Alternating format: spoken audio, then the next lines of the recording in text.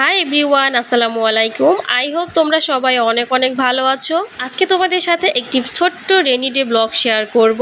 ভিডিওটি শেষ পর্যন্ত দেখে অবশ্যই জানাবা তোমাদের কাছে কেমন লেগেছে, আর অবশ্যই কমেন্ট করে জানাবা বৃষ্টির দিনে তোমাদের কি কি করতে খুব বেশি ভালো লাগে। বেশ কয়েকদিন যাবত একটানা এত বেশি বৃষ্টি হচ্ছে যে ঘর থেকেই বের হওয়া যাচ্ছে না। তার মধ্যে আমি একটু ছাদে চলে আসলাম। এখন কিন্তু একটু বৃষ্টিটা কমেছে, তাই ছাদে চলে এসেছি। ছাদে এসে দেখতেই পাচ্ছ আমার গাছগুলো কিন্তু বৃষ্টির পানি পেয়ে আরো বেশি চকচক করছে। গাছগুলো একদম সবুজ রং ধারণ করেছে। এই যে এখানে যে পুর্তলিকা গাছটা দেখতে পাচ্ছ, এখানে মাত্র একটা ডাল লাগানো হয়েছিল, সেখান থেকে এতগুলো শাখা প্রশাখা হয়েছে কি বলবো, তোমরা হয়তো দেখেই বুঝতে পারছো। তো আজকে আমার মনে হলো যে এখান থেকে কিছু ডালপালা কাটিং করে অন্য জায়গায় আবার এগুলোকে লাগিয়ে দিব, তাহলে মনে হয় যে আরো বেশি সুন্দর হবে। তো আমি এখান থেকে কিছু ডাল বাছাই করে কেটে নিচ্ছিলাম। এবার এগুলোকে ছোট ছোট টুকরো করে কেটে নিচ্ছি। এগুলো কিন্তু অনেক ধরনেরই হয়ে থাকে, অনেক কালারের ফুল ফুটে থাকে। তো আমার কাছে একটা কালেকশনই আছে, সেটা হলো ইয়েলো কালারের। অনেক কালারগুলো একসাথে লাগালে সেটা কিন্তু দেখতে অনেক বেশি ভালো হয়, যদিও আমার কাছে নেই। তো আমি এগুলোকেই প্রথমে ছাঁটাই করে নিচ্ছি। এরপর আমি এখানে কিছু পেঁয়াজ ফুল ছিল, যেগুলোকে রেইন লিলি বলা হয়, আর এই ফুলগুলো কিন্তু বৃষ্টির দিনেই সব থেকে বেশি পরিমাণ সুন্দর লাগে আর ফুলও ফোটে।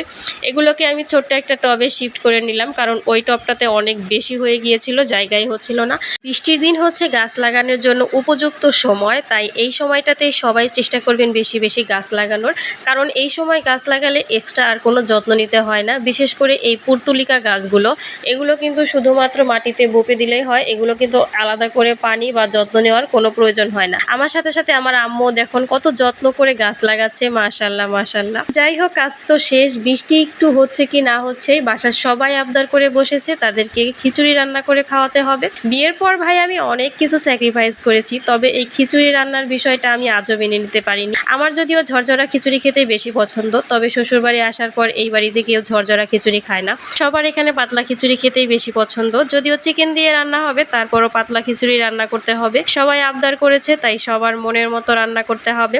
আমি প্রথমে মুরগিটাকে খুব ভালো করে ক্লিন করে নিয়েছি। এরপর এত সুন্দর করে মুরগিটাকে রান্না করে আমার নিজের রান্নার প্রশংসা আমি নিজেই করছি। সেদিন মাংস রান্নাটা অনেক বেশি মজার হয়েছিল, কারণ আমি সেদিন মাংসের মধ্যে টমেটো সস দিয়েছিলাম, তার জন্যই হয়তো এত বেশি মজা হয়েছিল। আর খিচুড়িটা আমি পাতলা করে রান্না করলেও আমি কিন্তু আগে খিচুড়িটা ভুনা করে নিয়েছি। ভুনা খিচুড়ি রান্না করব, শুধু জাস্ট পানিটা একটু বেশি দিব, যার কারণে পাতলা খিচুড়ি মনে হবে। তো আপনাদের কাছে খিচুড়িটা কেমন লেগেছে অবশ্যই কিন্তু কমেন্ট করে জানাতে ভুলবেন না। আজকের এই ভিডিওর মাধ্যমে কমেন্ট করে আপনারাও কিন্তু জানাতে পারেন আপনাদের কি কি করতে বৃষ্টির দিনে সব থেকে বেশি ভালো লাগে। সবাইকে এই বৃষ্টির দিনের খিচুড়ি খাওয়ার আমন্ত্রণ জানিয়ে আজকের ভিডিও এখানেই শেষ করছি। এতক্ষণ পর্যন্ত আমার সাথে থাকার জন্য সবাইকে অসংখ্য ধন্যবাদ। আজকের মতো আমি ফাতেমা ফারিন এখানেই বিদায় নিচ্ছি। সবাই ভালো থাকবেন, সুস্থ থাকবেন। আল্লাহ হাফেজ।